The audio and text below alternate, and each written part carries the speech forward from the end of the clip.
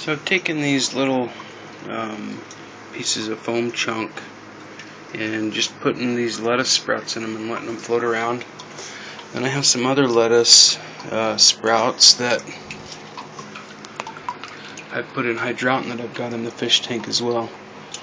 And the reason for that is I'm just wondering if it'd be possible to start a seed, like maybe pinch a seed in the middle of this foam, put it in the water and let it grow. So we'll see if these guys can take off and thrive in this foam. And I wanted this blue thing over here too, in the hopes that it'll stop these from kind of plugging the overfill holes and stuff like that when the tank gets fuller.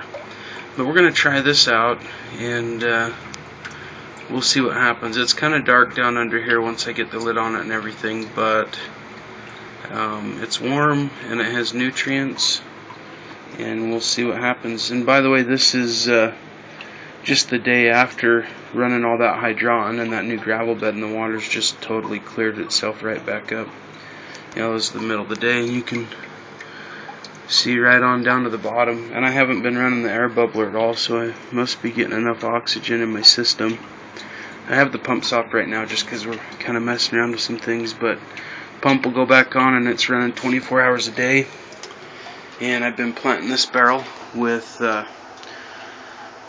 hydroton, and I'm putting the seedlings in the cups. That way if the bed gets disturbed, it doesn't mess with, you know, the seedling, and they can be picked up and planted in different areas. So I thought that would be, you know, a good try to do something like that, and it's not that hard to do. Pretty much just kind of get in the dirt and break it up so you got this nice long root here, and then I'm going to pour a little bit of this back out just so I can make sure when I put that root in there it'll get all the way, you know, down into the bottom of this cup. I don't know if you can see that, but it has this little tiny hair root that I'm trying to make sure it gets really close to the bottom of the cup. And then after that, you know, putting rocks on it. It's better, I think, to put probably a couple of these seedlings in each basket. I think they'll do better as far as when you're throwing the hydroton back in and transplanting it, because the stems are kind of soft and I think they could easily break. But pretty much just kind of picking the rocks I want around it and making sure it all settles in nice and good.